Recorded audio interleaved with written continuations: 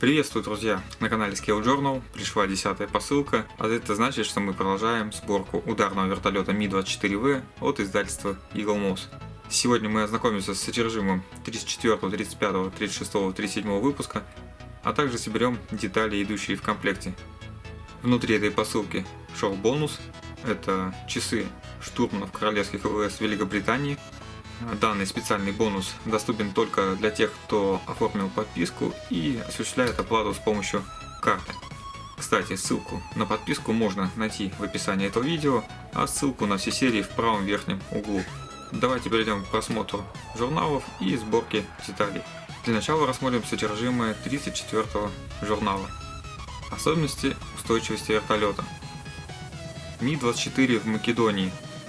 Императорский королевский геликоптер. ПКЗ-2. Этап 34. Створка левого основного шасси.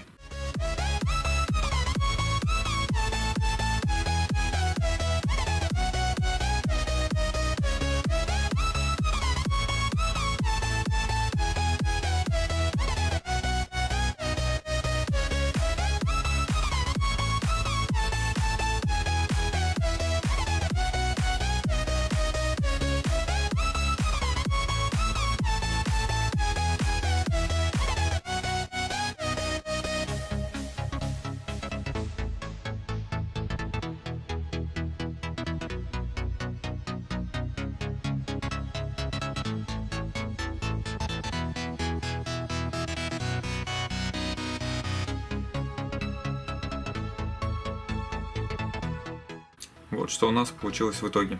Переходим к журналу номер 35. В нем можно прочитать следующие статьи.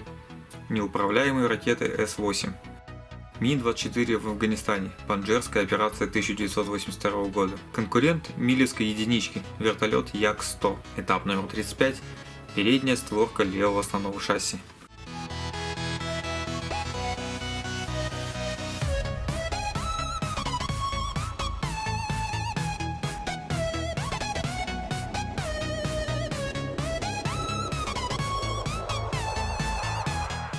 На данном этапе будут использованы только часть деталей, остальные будут собираться в следующих выпусках.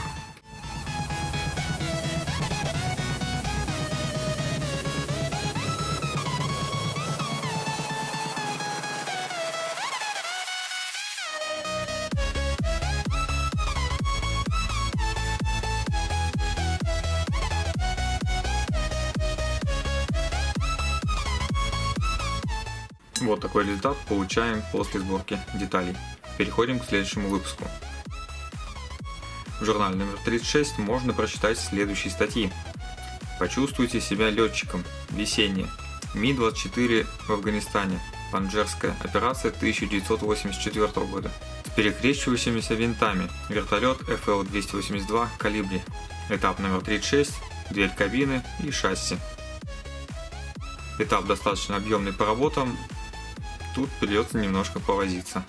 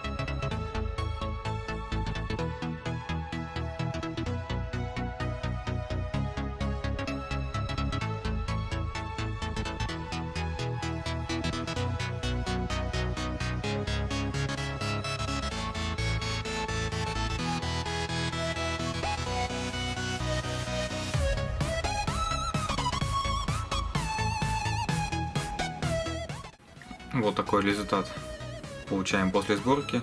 Как вы видите, ниши шасси открываются, дверки тоже у нас рабочие. Давайте посмотрим на последний журнал в сегодняшнем видео. Это выпуск номер 37. Внутри него можно найти следующие статьи: управляемость Ми-24 и ограничения по скорости, история частей, 344-й центр боевого применения, многоцелевой вертолет Алоэ-3, этап номер 37, смеситель выхлопных газов ЭВУ.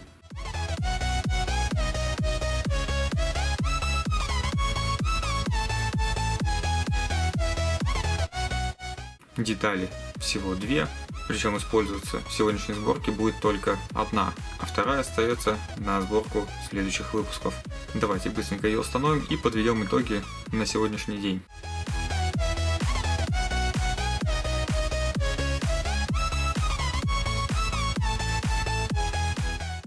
После сборки всех доступных выпусков на сегодняшний момент, несмотря на то, что передняя стойка пока что не фиксируется, тем не менее вертолет можно поставить на шасси, и это уже выглядит достаточно интересно.